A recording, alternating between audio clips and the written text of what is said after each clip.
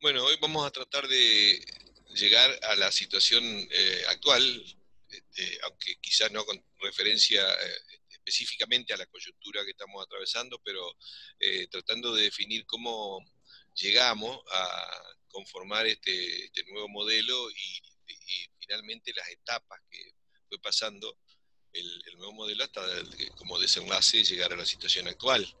Como para poner un poco en contexto, nosotros fuimos hablando de las, en primer lugar, durante el siglo XX, los grandes modelos de acumulación que hubo y cómo el último modelo de acumulación de ese siglo, que fue la ICI compleja, empezó una larga crisis, larga, profunda, prolongada y desigual a mediados de los 70 y recién se va a concluir esa crisis con la crisis final, digamos, de fines de siglo. Y en la medida de que sucede una crisis, como nosotros hemos ido analizando, se van delineando y van apareciendo elementos, así como van muriendo elementos de lo que queda del modelo anterior, van surgiendo, se van esbozando, van naciendo elementos que van a caracterizar el nuevo modelo. Y así fue como, fundamentalmente, no solo de la dictadura, sino principalmente en la década del 90, en la segunda mitad de la década del 90, se esbozaron lo que fueron las bases de este nuevo modelo que yo lo llamo, lo denomino modelo neocolonial, concentrador, extractivista, depredador de saqueo y corrupción. Como ya habíamos comentado, ese nuevo modelo económico ya se venía esbozando, en especial en la segunda mitad de los años 90, porque los pilares centrales de ese modelo requerían, por ejemplo, con la introducción de nuevas tecnologías en el agro, la aprobación del paquete tecnológico para el uso de cultivos transgénicos, o sea, genéticamente modificados, que requerían el uso masivo de agrotóxicos. Para eso se aprobó en la década del 90, o sea, quien entonces era titular de la cartera de Agricultura y Ganadería, Felipe Solá, que inclusive había sido profesional contratado por Monsanto, siendo luego funcionario, aprobó rápidamente esta nueva tecnología, esta semilla y este horror que después se va a desparramar en gran parte del agro argentino. También en los años 90 se promovieron y se aprobaron un conjunto de leyes a favor de la megaminería, que es una nueva técnica, ¿no es cierto? La megaminería a cielo abierto de metalífera, ¿no? Que implica, bueno, una destrucción también muy fuerte del ambiente con componentes altamente contaminantes en la naciente de los cursos de los ríos en la montaña y que favorece ampliamente a las grandes empresas transnacionales que son las protagonistas de esta actividad. Por otro lado, también en la década del 90 se fueron haciendo las concesiones de la reserva hidrocarburífera, que había descubierto toda esa reserva IPF estando en manos del Estado y se las entregó a las empresas petroleras privadas, e inclusive se entregó el botín de oro que fue la privatización de IPF, ¿no es cierto? Todo eso lo hizo el gobierno justicialista durante esa década, pero gestó las bases para que a partir de la crisis final que vivió este modelo cuando terminó el gobierno de Menem y abruptamente luego el gobierno de Alianza, que duró 2 años, es un modelo que al estar atado en su principio a la convertibilidad, fue cayendo en sus propias contradicciones, porque la convertibilidad implicaba que al entrar dólares se emitían pesos y había reactivación, como fue la primera mitad de la década 90, pero cuando empezó la huida de los dólares, empezaron a faltar pesos y eso iba achicando la economía. Lo que sucede es que en ese modelo los dólares no alcanzaban, un modelo que gastaba muchas divisas por las importaciones que eran baratas y por otro lado promovía la fuga de capitales.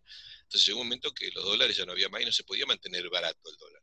Y fue ahí donde se hizo una operación delictiva, digamos así, con la participación del Ministerio de Economía, del Frente Cavallo, en el año 2001, de la banca privada internacional y del Fondo Monetario, que le dieron crédito, y el Club de París, ¿no es cierto?, también le dieron crédito al gobierno para que entraran dólares para que se lo llevaran.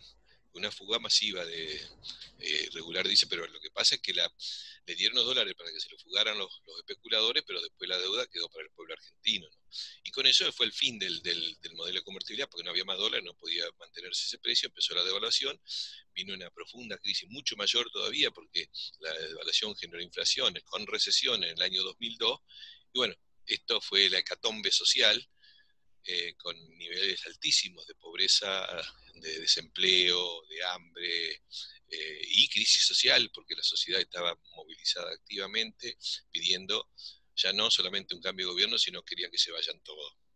Lo cual significaba que había una necesidad desde el punto de vista de los sectores dominantes que habían generado todo este proceso y este modelo, había una necesidad de tranquilizar, de pacificar y empezar a legitimar este nuevo modelo, lo cual intentó hacer primero Duhalde como presidente, a partir de aplicar una política muy represiva, muy represiva con las movilizaciones sociales, con muchos muertos, y que, bueno, en una de esas represiones feroces trascendió como fusilaron a dos militantes populares, Costequi y Santillán, y eso generó todavía mucho más resistencia hasta que, bueno, finalmente Duhalde lo que vio es que no, tenía que llamar a elecciones.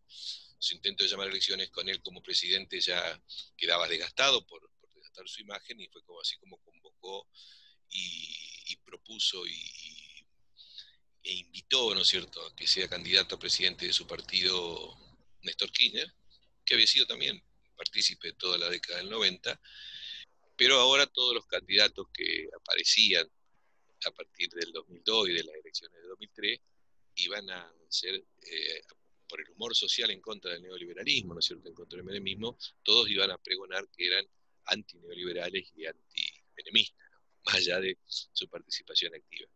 Bueno, lo que sucedió fue que una brutal caída de la actividad desde 1998 hasta el 2002, inclusive, y ahí fue una caída todavía mucho mayor, eh, fue a su vez de generar una crisis, ¿no es cierto?, económica y social, fue preparando el terreno para lo que se llama el rebote desde el punto de vista económico, porque esa caída crea las condiciones favorables para que comience a ser rentable invertir. ¿Por qué? Porque había una desocupación muy grande de las empresas. O sea, la empresa tenía capacidad productiva, no tenía que invertir, lo que pasa es que estaba parada. Y además había un enorme desempleo y había habido una caída del salario, porque en el 2002 se genera una inflación a la salida de la convertibilidad que eh, perjudica la capacidad adquisitiva de los salarios. Entonces había trabajadores desocupados, salarios bajos, capacidad ociosa para ocupar, y encima un dólar muy alto. Encima hay un dólar muy alto que en cierta manera opera como de contención o de barrera, ¿no?, para el ingreso de productos importados. Entonces, esto es lo que prepara las bases para la recuperación de la economía que se da a partir de fines del 2002 y en el 2003. El 2003 es el año donde se convocan, ¿no es cierto?, elecciones, y bueno, ese justamente ese marco de crisis profunda opera a la vez entonces de bisagra para favorecer, para preparar las bases de la reactivación de la economía. Reactivación de la economía que se produce porque los empresarios empiezan a contratar trabajadores desocupados por millones a muy bajo salario, con la capacidad que ya tenían sin hacer inversiones y sin la competencia del exterior. Es decir, se inició entonces un proceso de reactivación que muestra cómo se va a desplegar en la Argentina un nuevo modelo de acumulación que va a caracterizar los años que nosotros llevamos desde el presente siglo, pero que va a pasar, como todos los modelos de acumulación, por distintas etapas. El nacimiento, o sea, la génesis en el medio de la crisis, el surgimiento, la primera fase expansiva, después se va achicando el crecimiento y después se amesenta hasta que llega a una nueva crisis. Y esto es lo que nosotros vamos a considerar ahora, que sería la última parte de nuestro recorrido, ¿no? Cómo ese modelo hasta el 2007, 2008, pasa por lo que yo considero la fase más gloriosa y favorable, porque en este marco aumenta la producción, es decir, aumenta las inversiones, aumenta la producción, el empleo, y eso progresivamente permite la recuperación de los salarios, y con eso empieza a crecer la demanda interna.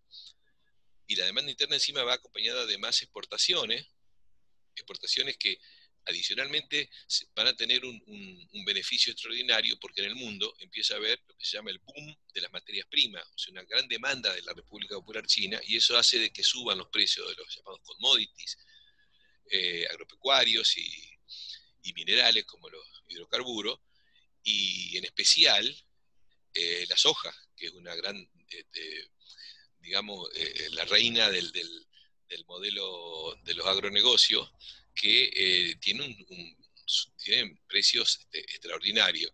Y con esto sube también la actividad industrial, incluyendo todas las empresas que todavía quedaban en pie, ¿no es cierto? Tanto las grandes, por supuesto, que dominaban el mercado, como las pequeñas y medianas y las economías regionales.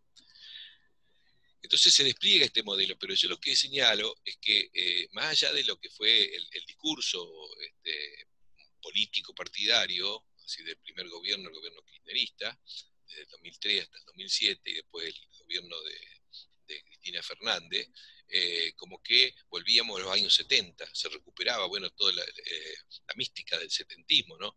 Pero en realidad esta etapa, la etapa más expansiva, digamos, la mejor etapa de este nuevo modelo, no tenía nada que ver con el IC que nosotros conocimos, porque no se modificó la base estructural que se gestó en los años del menemismo, o sea, del justicialismo de los años 90, sino que se hizo sobre la base de la misma matriz que exhibía una concentración enorme de la producción en el grupo de las más grandes empresas, de las 200 más grandes que habían crecido más de un 50% en relación a lo que era a principios de la década 90, en su porcentaje del PBI, ¿no es cierto?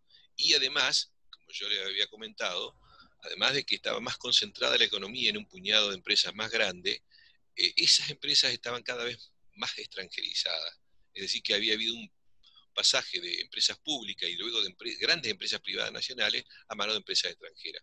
Entonces, esto es una particularidad de este nuevo modelo que básicamente se mantiene hasta la actualidad. Por eso digo que es un modelo neocolonial concentrador porque está en manos de poco, ¿no es cierto? Pero además, en este nuevo modelo hay como una legitimación de todo lo que fue el proceso de endeudamiento fraudulento que surgió en la Argentina durante la dictadura y que ningún gobierno constitucional, ni siquiera, bueno, hubo un intento de investigarla al principio en el 84, pero después no se investigó, no hubo ninguna auditoría, o sea, no se asumió el compromiso legal y legítimo de la defensa de los intereses nacionales para decir, bueno, ¿qué es lo que debemos? Vale la pena, ¿no es cierto?, hacer una pequeña aclaración de que esa deuda externa hubo un ciudadano común, digamos, no tan común porque ojalá tuviéramos todos estos ciudadanos comunes en la Argentina, pero un ciudadano común que inició una demanda ante la justicia diciendo que esa deuda era fraudulenta. Él la había estudiado y había investigado y detectado que eran todas maniobras artificiales para llevar la plata afuera, que esa deuda no correspondía que la tuviera el Estado y mucho menos el país para pagarla. Hizo la denuncia ante la justicia, hubo varios jueces que fueron pasando y su demanda, hasta que finalmente se llegó a un fallo, duró 18 años. Empezó en el año 82 y en el año 2000, recién ahí, la justicia, el juez Ballestero, dictaminó que el origen de esa deuda, que fue la deuda durante la dictadura, ¿no es cierto?, era fraudulenta, era ilícita y que por lo tanto, al tener ese origen no debería pagarse. El juez en todo caso tendría que haber llevado preso a los responsables, pero como había pasado tanto tiempo, las penas ya habían proscripto, ya no se podían aplicar. Y quien resolvía sobre la validez de esa deuda, que el juez dice esto es fraudulenta, entonces dice, bueno, se la pasó al Congreso de la Nación, que según la Constitución Nacional es el único que está facultado en nuestra República para resolver las cuestiones de la deuda. Es decir, que el Congreso de la Nación lo que tendría que haber hecho cuando recibió esto es decir, no teníamos que pagar, nos devuelven la plata y no pagamos más.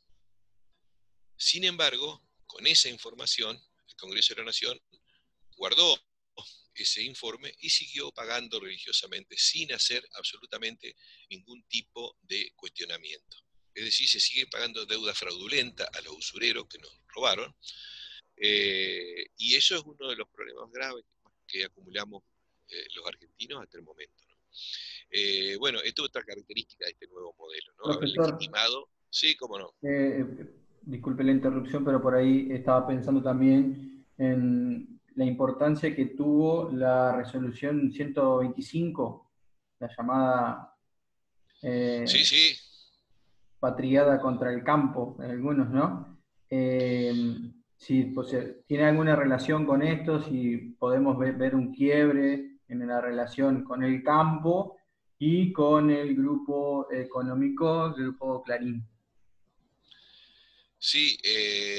Mira, termino este periodo, que es el periodo donde, digamos, se da el idilio de todos están contentos, todos ganan, todos son, todos son amigos, el grupo Clarín haciendo negocios con el gobierno kirchnerista, recibiendo obviamente beneficios de la pauta publicitaria y el gobierno recibiendo los beneficios de un trato de la prensa del sector mediático más poderoso de la Argentina. Sí, este fue la etapa, quería decirle entonces más digamos, Más próspera. más próspera, exactamente, la palabra más próspera para todo, digamos, pero con estas particularidades. Se estaba gestando una estructura totalmente concentrada y extranjerizada, se estaba aceptando, se estaba legitimando una deuda que es fraudulenta e ilegítima, y se empezó a pagar, además. Y además, esto se resolvió en el año 2005, cuando el Fondo Monetario había dado en condiciones muy irregulares ese crédito en el 2001 para que se fuguen 10.000 millones de dólares de ese crédito. El gobierno de Kirchner en el 2005 le pagó por anticipado. En lugar de cuestionar eso, nosotros como miembros del Fondo Monetario teníamos que haber dicho, no, el fondo no puede prestar a un gobierno para que fuguen capitales. Bueno, se le pagó por anticipado, eh, y digamos, se fue dando este idilio y este crecimiento y esta expansión, la, digamos, hasta el 2007-2008. Y ahí es donde aparecen esto que vos señalás. Ahí empiezan a aparecer los problemas. El nuevo modelo de acumulación, la fase más gloriosa, es hasta el 2007-2008. No por una cuestión de una persona, como a veces algunos creo que erróneamente lo identifican, ¿no es cierto? Si esto es el pulso de un gobierno y del otro. No, esto en realidad es todo el contexto que hubiera estado, que no hubiera estado, en esas condiciones se daba el crecimiento y con esos precios internacionales se iban a lograr divisas de manera extraordinaria y podía atemperarse o postergarse lo que se llama el modelo Stop and Go. El modelo Stop and Go que dice que cuando hay una fase de crecimiento muy rápida, tan fuerte como hubo en ese momento, que no fue crecimiento, sino fue expansión, como ya lo hemos comentado, eh, ese crecimiento hace que las divisas se agoten rápido. Pero acá no se agotaron rápido, ¿por qué? Porque había precios internacionales de las hojas que eran exorbitantes. Jamás hubo en la historia argentina precios tan favorables en los términos del intercambio como en este periodo. Ahora, ¿qué pasa? A medida que crecía y que se recuperaba la economía, se recuperaba el empleo y empezaba a haber presiones para recomponer los salarios. ¿Por qué? Porque cuando hay más empleo, en cierta forma los trabajadores empiezan a recuperar capacidad de poder discutir las condiciones. No tienen el peligro, el pánico del desempleo, ¿no es cierto? Entonces acá se van recuperando los salarios, y lo que sucede es que quienes generaron la crisis durante la dictadura, quienes duraron la crisis durante 25 años, quienes estaban comandando el poder de la sombra, ¿no es cierto? El poder real en la Argentina, no estaban dispuestos a dejar de ganar lo que venían ganando. Para que se den una idea, que los estudios sobre la rentabilidad de las grandes empresas mostraban que en la primera década de este siglo, las empresas, las grandes empresas, el poder económico en la Argentina, las grandes empresas, las corporaciones ganaron más en la primera década de este siglo que en la década 90. Como para tener una idea, digamos, de que la matriz no cambió, sino que se despliega sobre la base de que los que más ganan son los que quedaron más fuertes en manos del mercado, ¿no? Ahora, Viene la crisis primero del 2008, donde a partir de ese precio tan alto de los productos que exportábamos, en especial de la soja, el gobierno intenta captar una parte de esa renta, porque esos precios extraordinarios no eran por virtud de los grandes terratenientes, sino fundamentalmente porque el contexto internacional estaba pagando precios altos por la demanda de China. Entonces, al pagar precios altos por la demanda de China, hay una renta diferencial que el gobierno dice, bueno, vamos a compartirla con, con las retenciones, ¿no es cierto?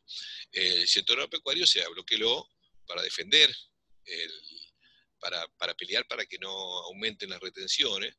Y acá vale la pena aclarar una cuestión de que cuando sube tanto el tipo de cambio como subió en la Argentina, desde el 2002 en adelante, y cuando suben tanto los precios internacionales de los productos agropecuarios, eso genera inflación y genera encarecimiento de los productos primarios que nosotros exportamos. Y por lo tanto, la población, el grueso de la población que tiene menos recursos, se ve privada de, inclusive hasta de poder adquirir esos productos agropecuarios, es decir, los productos a la base de la alimentación. Entonces, para evitar que eso se traslade totalmente a los precios, siempre existieron el mecanismo de las retenciones. Entonces, las retenciones implican poner un precio menor a los que exportan de lo que reciben realmente. Lo que sucede es que el error grave que cometió el gobierno es poner retenciones iguales para todos. Puso en principio un 35%, después eso había un intento de hacer aumentar, a medida que aumentaba el precio internacional de la soja, iba aumentando la retención hasta un 50%. Entonces eso generó una reacción feroz, pero era igual para todos. Entonces, ¿qué pasa? No reconocía las diferencias abismales que hay entre pequeños productores, pequeños y medianos productores, y las grandes corporaciones, los pools de siembra, es decir, aquellos que sembraban 10.000, 20.000, hasta 100.000 y más hectáreas, que tenían costos mucho más reducidos y por lo tanto tenían rendimiento más elevado. Entonces, si alguien en esas condiciones, aquellos sectores más concentrados, supongamos que ganan un 150%, porque la renta es extraordinaria, ¿no es cierto? Un 150% con los precios vigentes. Y los pequeños, con, con esos mismos precios, están ganando apenas un 30, un 35%. Esto implica que aplicarle un 35% de retención a todos, a los más grandes les quitaba un poco, pero a los más pequeños los mandaba prácticamente a la quiebra. Y eso generaba a su vez más concentración, porque los grandes se quedaban con... Entonces, en ese error estratégico que se cometió, se generaron grandes movilizaciones del sector agropecuario, encabezados obviamente por la cúpula de las entidades ruralistas, pero que se sumaron todos los productores pequeños también porque estaban perjudicados, ¿no es cierto? Y bueno, eso empezó en cierta manera a generar un desgaste en el gobierno. Y por otro lado también, como yo le decía, el idilio entre el Grupo Clarín, que era el grupo mediático más poderoso de la Argentina, y el gobierno, empezó a tener roces por diferencias económicas, porque bueno, los dos sectores trataban de buscar quedarse con otros medios y con algunas actividades importantes en el campo de la informática y las comunicaciones. Hubo una ruptura después de que fue electa por primera vez la presidenta Fernández, que tuvo todo el apoyo del Grupo Clarín. Hubo una ruptura, pero mientras tanto el Grupo Clarín recibió muchos beneficios, no solamente la pauta publicitaria, sino que permitió la unificación de dos empresas de cable de video que le dieron un gran monopolio en la Argentina, ¿no es cierto? Pero bueno, ahora venía la etapa que empezaba a mostrar dificultades económicas y dificultades políticas, que es a partir del 2008-2009. Y el 2009 hubo una recesión mundial, una fuerte recesión mundial que tuvo un impacto en la Argentina. Después vino una recuperación, pero la recuperación posterior ya no va a ser los altos índices que mostró este modelo expansivo desde el 2000, fin del 2002, 2003 en adelante, sino que va a ser mucho más limitada, con altibajos inclusive en el PBI, que es el indicador que muestra si crece o no crece la economía, ¿no es cierto? Entonces de acá en adelante viene el proceso que yo llamo de amesetamiento, O sea que el crecimiento ya es mucho más lento o inclusive se estanca, que coincide en parte con la segunda presidencia de Cristina Fernández de Kirchner, donde ya la economía dejó de mostrar todos esos indicadores, pero además el Estado empieza a tener problemas que son propios de la propia dinámica del modelo, ¿no? Y los sectores privados más concentrados que no invierten demasiado, o sea, su comportamiento es muy parasitario y muy rapaz, ¿no es cierto? Sacar todo lo que pueden tratando de invertir poco. Y los sectores, digamos, más, llamémosle así, más competitivos, los ejes de este modelo son el agronegocio, o sea, la monoproducción de soja transgénica, la megaminería, el fracking, que no son sectores que generan empleo. Entonces el empleo privado ya no crece tanto, empieza a crecer mucho menos, pero eso produce problemas bueno, de empleo para millones de personas. Entonces el Estado, a partir del 2010-2011, para evitar un desempleo gigantesco que se puede generar con este modelo por las bases estructurales de este modelo que no genera empleo, empieza a compensar la falta de demanda de empleo privado por mayor empleo público. Y aún así, como tampoco alcanzaba para cubrir a todo lo que quedaban afuera de este modelo, empieza a multiplicar los subsidios, es decir, a dar subsidios masivos. Subsidios que habían empezado ya a fines de los 90 con Menem y que se habían ampliado con Dualde.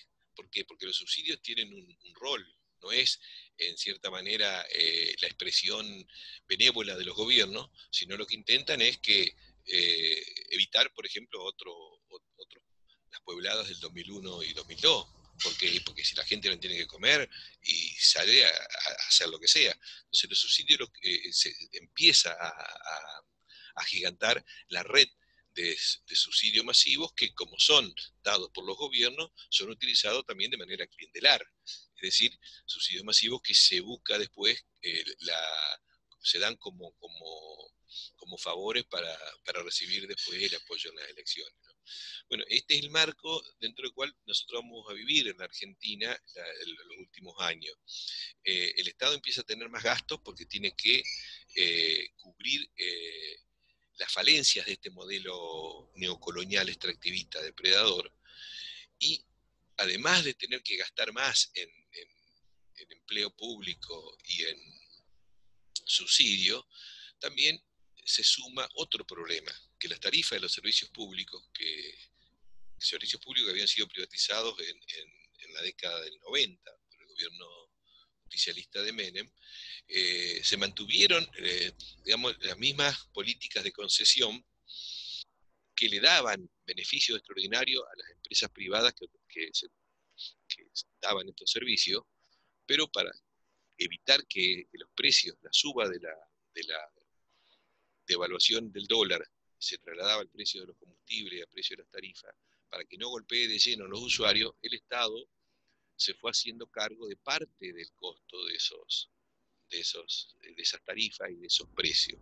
Pero eso significaba que en la medida de que seguía subiendo el dólar, en la medida que seguía habiendo inflación, el Estado tenía cada vez mayores gastos públicos. O sea, el gasto público no solamente por subsidio, sino por subsidio a los desocupados, sino también por subsidio a las empresas petroleras y de servicio público, es decir, a grandes corporaciones concentradas, que tenían tarifas que estaban dolarizadas, que no tenía sentido.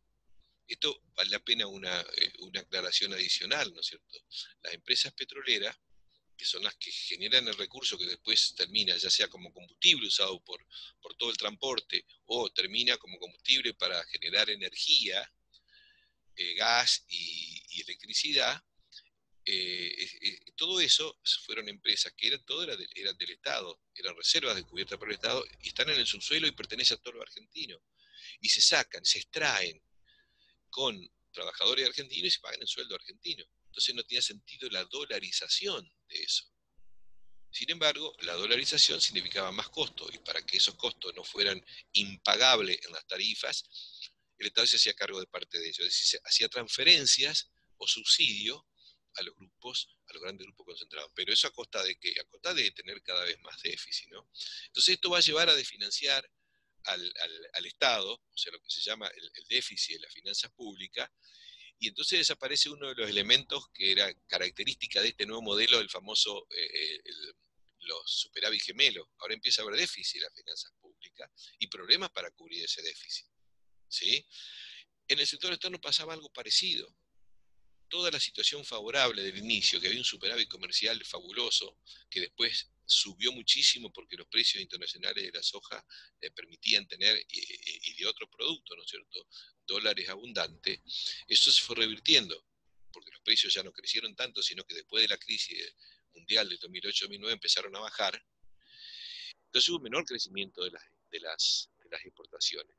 Y como había mayor consumo interno, y el tipo de cambio ya no subía tanto, empieza a haber más importaciones.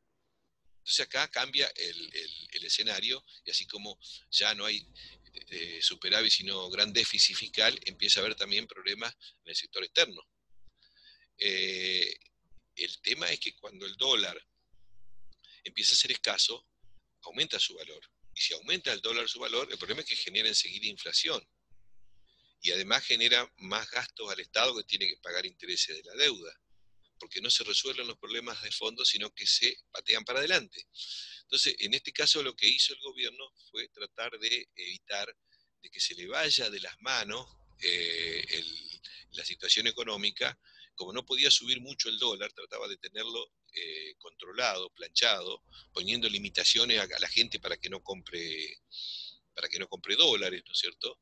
Lo que se llama el cepo, eh, de manera que no subiera tanto, si no se podía comprar tanto, no subía tanto, pero ese dólar barato también generaba más importaciones y perjudicaba a las pymes y a las economías regionales. Entonces empezó a haber medidas administrativas tratando de poner freno y limitaciones a las importaciones, pero lo que quedaba en claro es que ya así, como con esas variables, se hacía muy difícil sostener la situación económica y social sin tocar las bases estructurales de este modelo y sin tocar a los sectores más concentrados. Entonces viene un proceso de desgaste de este gobierno, que es la segunda presidencia de Cristina Fernández, y en medio de ese desgaste llega el cambio digamos, las elecciones de diciembre de 2015 y el cambio de gobierno, o sea, lo que nosotros llamamos ahí el fin electoral en ese momento del kirchnerismo, ¿no? Eh, ¿Qué dejó lo que uno señala, digamos, sin entrar en lo que, digamos, el gobierno del kirchnerismo, además de aprovechar una instancia favorable inicialmente, después trató de mantener la legitimidad y la gobernabilidad a partir, bueno, de generar una brecha, que yo señalo y sostengo siempre, ¿no es cierto?, una falsa grieta entre los argentinos, kirchnerismo o antikirchnerismo, porque una manera también de generar enfrentamientos que no iban a discutir el fondo de la cuestión, porque tanto kirchnerista como lo que aparecía como la oposición de la derecha antikirchnerista, de ninguna manera ninguno cuestionaba las bases de este modelo, que era los agronegocios y la monoproducción de transgénicos con agrotóxicos, que era la megaminería a cielo abierto, que era el fracking, que era la de pagar la deuda fraudulenta sin cuestionar nada. O sea, todo eso no se discutía, se discutían otras cuestiones, pero el modelo en su esencia se consolidaba. La deuda externa, el gobierno kirchnerista pagó como nunca antes a los acreedores. Durante los últimos 4 años del gobierno kirchnerista, digamos en este caso de Cristina Fernández, hubo una fuga masiva de divisas. Es decir, todo esto también fue generando falta de dólares y los problemas en la economía, ¿no? Es decir, hay un comportamiento que evidencia de que no hay ningún interés en afectar a los sectores más concentrados, al punto tal, bueno, de que la presidenta Fernández, viajando siempre al exterior, reivindicando siempre al modelo de agronegocio, de la producción de transgénicos, destacando el rol de, la- de- de la- de los principales actores, ¿no es cierto?, de transgénicos, como Monsanto. El gobierno de Kirchner también recorriendo el mundo para invitar a las grandes megamineras a que vengan a destruir nuestro suelo y a saquear nuestra riqueza. Y lo grave fue que también ese gobierno, con la decisión supuestamente de estatizar YPF, que en realidad es una medida que fue muy falseada por los medios, compró el 51% de la empresa, pero la compró con la plata del Estado, pero la mantuvo como una sociedad anónima, es decir, sin ningún tipo de control que tienen todos los organismos públicos, ¿no es cierto?, ni de la auditoría, ni del organismo de fiscalización. Pero aprovechó con eso que desde YPF se inicia en la Argentina la utilización de una de las técnicas más depredadoras y más contaminantes en la extracción de hidrocarburos, que es el fracking. Y lo hace en alianza con una multinacional, con Chevron, que bueno, es una de las multinacionales, digamos, que tiene una historia negra en el mundo, de la más contaminante y saqueadora. Y se hizo con un acuerdo secreto, que obviamente después continuó con el gobierno de Macri, donde se daban amplios beneficios a la empresa norteamericana, ¿no? Entonces, bueno, en este marco es que con el desgaste de este gobierno hay, de cierta forma, esa grieta que se generó, lo que llevó que se volcó a todos los de conforme hacia la oposición. Pero como herencia, yo sintetizo acá en algunos párrafos, es que de una sociedad que, a pesar de haber tenido Argentina un crecimiento tan alto que supuestamente debería haber llegado a más sectores, lo que deja es una sociedad que a fines del 2015, al cambio de gobierno, tiene un tercio de la población que está viviendo por debajo de la línea de pobreza, lo cual es gravísimo. Es decir, nosotros estamos en los años 70 con un 3 y 3,5% de pobres. Y después de Y en de estos términos dos... nominales, Luis, la pobreza que estás diciendo vos, en términos nominales, porque No, digamos, no, en términos de poder adquisitivo para comer lo indispensable, ¿no es cierto? exactamente, pero después está la pobreza multidimensional, que es otra forma de medirlo, y que Claro, sería más alto el índice que un tercio. nada, claro, vos tal vez lo que quisiste decir es, hay distintas formas de medir la pobreza, no hay un término absoluto, pero una de las formas es decir, bueno, ¿cuánto cuesta, cuánto cuesta el conjunto de bienes y servicios que son indispensables para que uno pueda satisfacer sus necesidades básicas? Entonces, esto es lo que necesita, bueno, esto tiene un precio. Entonces, eso se llama pobreza por ingreso, por nivel de ingreso. Entonces, el que no llega ni siquiera a eso es considerado pobre.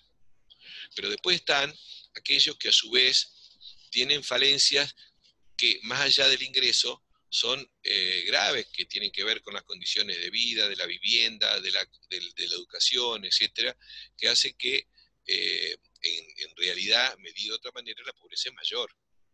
Pero ya con un tercio, más de un tercio de la población bien de pobreza, ya es bastante. No seas tan Ya drástico. debería darnos vergüenza, ya sí, ya un tercio Totalmente. nos debería dar vergüenza, pero sabemos que es un poco Digamos, más. El caso de las yo cloacas coincido, también está to- incluido. totalmente coincido con vos que en Argentina una familia pobre ya debería dar vergüenza. Porque una familia pobre significa que hay mayores que están a cargo, que se encuentran en la imposibilidad de darle lo mínimo a sus hijos para que vivan dignamente. Entonces, eso es dramático, una familia pobre es dramático. O sea que imagínense que nosotros estemos hablando en un país que es uno de los países más ricos, ¿no es cierto?, por su territorio, y con tan poca población que tengamos un tercio. Bueno, ese Produce, fue, produce alimento para 400 millones de sí, personas, sí, si bien no alimentos directos, sino el equivalente, ¿no es el cierto?, de poder equivalente. alimentar. Y bueno, y dentro de eso también teníamos a la mitad de la población económicamente activa con problemas laborales, porque había una parte de los empleos que eran directamente precarios, informales, pero también estaban los subocupados, así que aquellos que trabajan apenas unas horas durante la semana, porque no consiguen, y después estaban los desempleados. O sea que en conjunto teníamos la mitad de la PEA, lo que se llama la población económicamente activa, con graves problemas laborales. Y este modelo que pasó por 12 años, digamos, de expansión, primero gran expansión y después menos, ¿no es cierto? Dejamos de lado Además, los millonarios del modelo también, porque también fueron varios los ganadores de este modelo. Pero bueno, Sí, tendríamos yo para creo que largo. vale la pena señalar, y yo creo que habría que detenerse, aunque sea un poquito, porque fue un modelón donde esa corrupción que empezó con el menemismo, yo creo que fue la semilla más, digamos, más fértiles que sembró el menemismo en Argentina, una gran corrupción, ¿no es cierto? Porque todo este saqueo, esta entrega, esta depredación, se hace porque hay corrupción en todo nivel, ¿no es cierto? Fundamentalmente corrupción, obvio, oficial, ¿no? Pero la corrupción generalizada, eh, lo que lleva es también a veces a ocultar lo que yo entiendo que es la corrupción más grande. La corrupción más grande es que, por ejemplo, las riquezas más importantes del país se las lleve un puñado reducido de grandes corporaciones extranjeras. La corrupción más grande es que, por ejemplo, que el país sea obligado a tener que hacer un esfuerzo fenomenal para pagar una deuda que es fraudulenta a los usureros. Eso es la corrupción más grande. Y los que gobiernan, que permiten eso, también se cobran su comisión, llamémosle así, ¿no es cierto?, su servicio. Y eso es lo que trasciende como para la sociedad, como los corruptos son eso, ¿no es cierto? Son corruptos, por supuesto, pero, pero son corruptos porque permiten y ocultan a los corruptos más grandes. Por eso digo que este es un modelo de concentración y además de saqueo y corrupción, ¿no es cierto? Porque ese saqueo es posible porque se dejan que se lo lleve. Ahora, ¿cómo puede ser que una mega minera que destruye una montaña, que contamina los ríos, que consume más energía que una provincia y no paga impuestos por eso, no paga casi regalías, se lleva la riqueza afuera y encima el Estado le reembolsa? Así como puede ser. ¿Qué está pasando? Y si eso tiene un tratamiento tan favorable es porque alguien se beneficia, alguien recibe algo, ¿no es cierto? Entonces la corrupción está instalada en todos los niveles, ¿no? ¿Qué otra cosa de la herencia, ¿no es cierto?, del gobierno, pero que es parte de este modelo, ¿no es cierto?, de este modelo que no se modifica, es que la economía queda concentrada, extranjerizada, y el Estado tiene un alto déficit fiscal, con un nivel de reserva que había bajado peligrosamente y con un dólar atrasado, porque no se quería dejar que el dólar aumente, porque por eso estaba el cepo cambiario, no se podía comprar, por eso estaba así. Ahora, si se abría el mercado, que se llamaba mercado libre de cambio, pero no era tan libre, las compras iban a hacer subir el dólar de 9 pesos, Acá como aparece el quedó más dólar o menos. blue, el llamado dólar blue. Claro, la gente compraba igual, pero en mercados, ¿no es cierto?, informales o ilegales, y lo pagaba mucho más. Entonces, en ese marco es donde se da el cambio de gobierno. Este nuevo gobierno que va a ocupar los 4 años y casi, casi, bueno, la última etapa que nosotros vivimos, que es el nuevo gobierno de Cambiemos, ¿no es cierto? Que venía, ¿no es cierto?, digamos, con el lema de cambiar, pero en realidad no cambió nada, sino que, como yo sostengo, el gobierno profundiza este modelo y agrava al máximo todo lo malo que se había hecho en el gobierno anterior. Bueno, este lo profundiza. Es decir, parece como que eligieron las cosas que se hicieron mal para multiplicarlas, ¿no? Yo en cierta manera, gráficamente, quiero decir, es como el país se convierte en zona liberada para el accionar vandálico de las grandes corporaciones. ¿Por qué? Bueno, porque acá se sacan algunas medidas tibias que se habían puesto en el gobierno anterior y se les dice, hagan lo que quieran, y no solo eso, sino que se ponen ejecutivos y directivos de grandes corporaciones en áreas donde entran directamente en conflicto con los intereses públicos, ¿no es cierto? Es decir, el caso típico de Aranguren en energía, que es decir, el máximo ejecutivo de la empresa Shell, dándole unos tarifazos impresionantes. Es decir, esto es una corrupción brutal. Se liberan precios y controles que le molestaban a los monopolios, al oligopolio, y se toman medidas muy, muy graves en el sector externo, en el sentido de que se permite que salgan rápidamente todos los dólares que entran y que salgan multiplicados, ¿no es cierto? Eh, y no se le pone obligaciones a los exportadores para que ingresen las divisas al país. O sea, se le da plazos muy, muy elevados, ¿no? Entonces, ¿qué pasa? Esto significaría que iba a faltar mucho más dólares, pero a la vez lo que hace el gobierno es pedir prestado, pedir prestado en grandes cantidades. Entonces, es una etapa, hasta se puede decir, muy perversa, ¿no? Para esto se trató de tomar medidas muchas veces con decreto de necesidad de urgencia, pero también se hicieron muchas medidas que tenían el aval de la oposición, de los sectores mayoritarios de la oposición. Entonces, este gobierno hizo desastres, inclusive legislativamente, pero tenía minoría en el Congreso. Esto muestra que en realidad esa falsa grieta, ese falso enfrentamiento, era por arriba. En el fondo, cuando había que aplicar medidas y tomar medidas que garanticen la continuidad de este modelo, que beneficien a los sectores más poderosos, se ponían de acuerdo. Ponían de acuerdo y este gobierno que tenía, este nuevo gobierno, que era el llamado neoliberal, que era lo más entreguista, y seguramente me consta que él es neoliberal y más entreguista, pero lo pudo hacer con el acompañamiento de la oposición, que supuestamente, bueno, estaba en otro lado, ¿no? Este gobierno además da fuertes tarifazos en energía, gas, combustible, agua, que implican, bueno, masazos al poder adquisitivo del amplio sector de la población. Fue tremendo esto. Yo diría casi como de, un saqueo de los bolsillos de la sociedad. Y esto a su vez no tenía otro resultado que si se aumenta el valor del dólar, porque empezaban a darse procesos de devaluación, si aumentan las tarifas, obviamente que iba a aumentar la inflación. Entonces se promueve la inflación y a partir de eso, tratando de poner límite a los salarios, se dan entonces fuertes pérdidas de poder adquisitivo.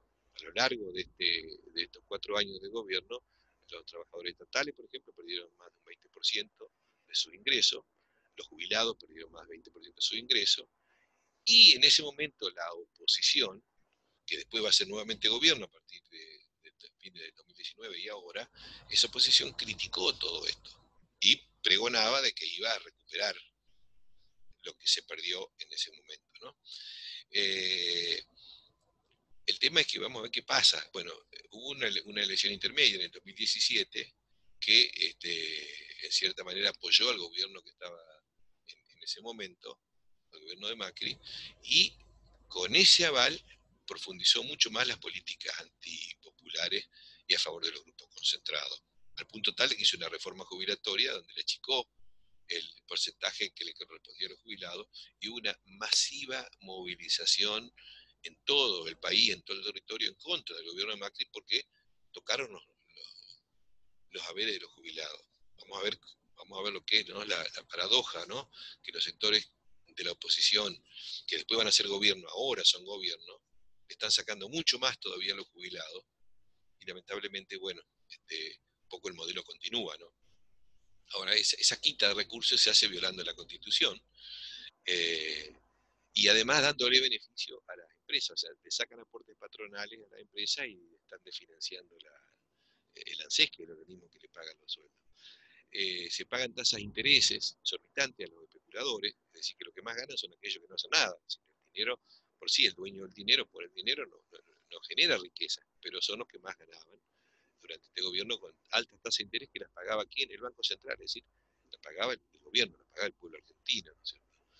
Esto da gigantesco beneficio a sectores parasitarios que hacen lo que se llama la gran bicicleta financiera, que es, depositan la plata en LEVAC, después fueron los LELIC, en este gobierno también se continúa, el Banco Central paga intereses enormes, entonces se gana muchísimo en pesos y después con esos pesos se van a comprar dólares y se llevan la plata afuera.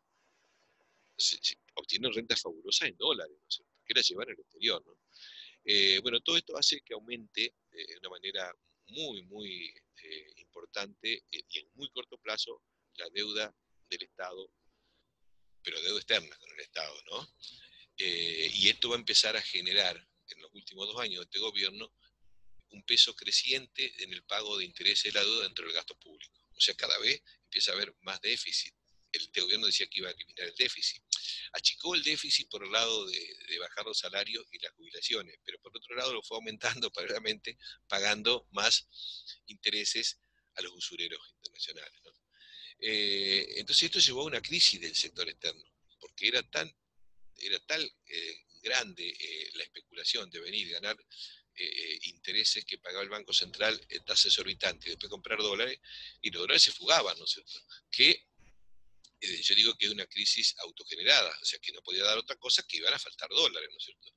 Y entonces hubo más endeudamiento, pero llegó un momento que el endeudamiento no podía seguir más porque los acreedores empezaban a sospechar, y fue ahí donde el gobierno acudió al Fondo Monetario, porque ante falta de dólares esto iba a hacer que el precio del dólar fuera al infinito y generara, bueno, hiperinflación y situaciones inmanejables. Entonces acudió al Fondo Monetario. El Fondo Monetario firmó un acuerdo, primero por 50.000 millones, después lo amplió, para salvar al gobierno, pero además para permitir que esa plata que entraba, ese dinero fresco, llamémoslo así, ni siquiera entraba, porque se lo llevaban los especuladores, y en definitiva las reservas no variaban, ¿no? Eh, entonces, ¿qué es lo que hace? Que estos dólares que ingresan del Fondo Monetario no solamente sirven para pagar intereses a los acreedores por la deuda fraudulenta, y además para financiar, para que siga la fuga de capitales, lo cual ese acuerdo que se firma con el fondo fue un acuerdo que primero fue inconstitucional, porque no tuvo la participación del Congreso, que de acuerdo a la Constitución es el único organismo que estaba facultado para tomar endeudamiento del público. Pero además fue irregular porque violaba los estatutos del propio Fondo Monetario, que no podía prestar a un país para fuga de capitales.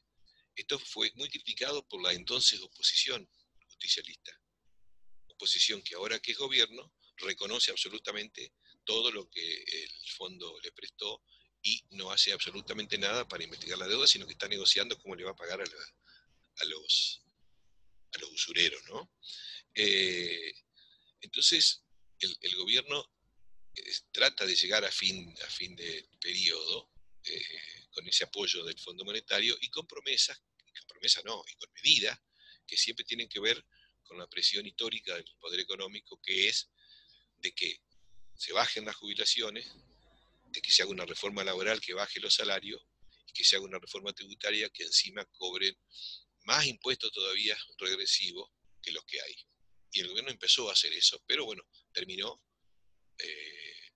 perdiendo las elecciones y terminó en medio de una crisis, ¿no? Entonces, esto, bueno, trae acá el fin del gobierno en ese momento decir que cambiemos, pero que no cambió nada, sino que profundizó y dejó una deuda que se incrementó más de 100.000 millones de dólares, y dejó una fuga de capitales de 90.000 millones de dólares, y similar a la fuga que hubo en 4 años de gobierno, del segundo gobierno de Cristina Kirchner. Es decir, que acá un poco hay una continuidad esencial del modelo que acá nosotros estamos analizando, un poco las características estructurales, más allá de los gobiernos que cambian, que con sus matices intentan diferenciarse, pero que en el fondo van convalidando esta situación. Y llegamos a diciembre de 2019, si ya tenemos la historia acá muy cercana, cuando asume el nuevo gobierno, el gobierno de Fernández, que desde un primer momento se expresó a favor de la continuidad de este modelo de extractivista depredador. Se reafirmó que iba a seguir, ¿no es cierto?, sosteniendo estos sectores, llamémosle competitivos internacionalmente, como sectores puntales de su política, que son los agronegocios, que son la megaminería y el fracking. Y además, desde el inicio, impone una ley de emergencia por la cual obtiene superpoderes que significa gobernar sin el Congreso, es decir, violando la Constitución Nacional. Violando la Constitución Nacional, empieza a tomar medidas, y son medidas que van en línea con la continuidad de este modelo. Por ejemplo, en esa super ley que da nuevos poderes violatorios de la Constitución, se dan también beneficios extraordinarios a las mega mineras y a las petroleras, donde se le reduce 1/3 las retenciones a las exportaciones de esas grandes corporaciones, pero a la vez se congelan los ajustes de los jubilados y se disponen ajustes por decreto, que son muy inferiores a los ajustes que corresponderían hacer según la ley de Macri, es decir, son mucho más crueles, llamémoslo así, de lo cruel que fue el gobierno anterior. Y yo digo, como para resumir, ¿no es cierto?, para tener una idea de cuál es el marco estructural dentro del cual nosotros tenemos que analizar la coyuntura, el comportamiento de los principales actores económicos, políticos, la perspectiva y la necesidad imperiosa de cambio que tiene que entender la sociedad, es que nosotros estamos en el medio de un modelo que funciona sobre la base de unos pocos sectores, si nosotros vemos un poquito más abajo la lámina, este modelo funciona a la base de unos pocos sectores que yo les he ido comentando, que son los sectores extractivistas. Es decir, de saqueos, se extraen nuestros bienes comunes, y estos sectores extractivistas están concentrados en manos de grandes corporaciones extranjeras. Estos sectores, que son, digamos, los más beneficiados, los que más riqueza generan, no generan mucho empleo. Es decir, el modelo en sí tiene un problema de que no genera empleo genuino, empleo productivo, pero además estos sectores que más ganan y que concentran y saquean, pagan pocos impuestos. Y la mayor parte de su riqueza la transfieren al exterior y tienen que hacerlo en dólares. El Estado, entonces, en este modelo, tiene que hacerse cargo de la falta de creación de empleo privado. Y para eso, entonces, crea empleo público que no se requiere necesariamente, pero es una forma de atemperar las consecuencias negativas, y entrega subsidios masivos, ¿no es cierto?, que lo usa cada gobierno en forma clientelar.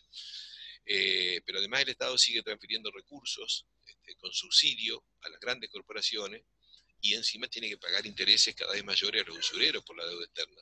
Entonces el Estado no alcanza a cubrir esos gastos, porque cuando recauda, no recauda sobre los que más tienen, sino sobre los que menos tienen, con impuestos regresivos. Y el resultado de esto, bueno, que hay un déficit y una presión de los sectores más poderosos para que se ajuste. Y el ajuste continúa sobre la base de qué? Y bueno, de achicar el poder adquisitivo de los haberes jubilatorios, achicar el poder adquisitivo de los trabajadores del Estado, achicar los salarios en general de la población, y fundamentalmente una quiebra masiva de pequeña y mediana empresa, dejándole el campo más propicio para la concentración y centralización de los grandes grupos. Bueno, este es el modelo que nosotros tenemos que analizar y que es necesario cambiar entre todos si nosotros aspiramos a tener una sociedad mejor para el futuro.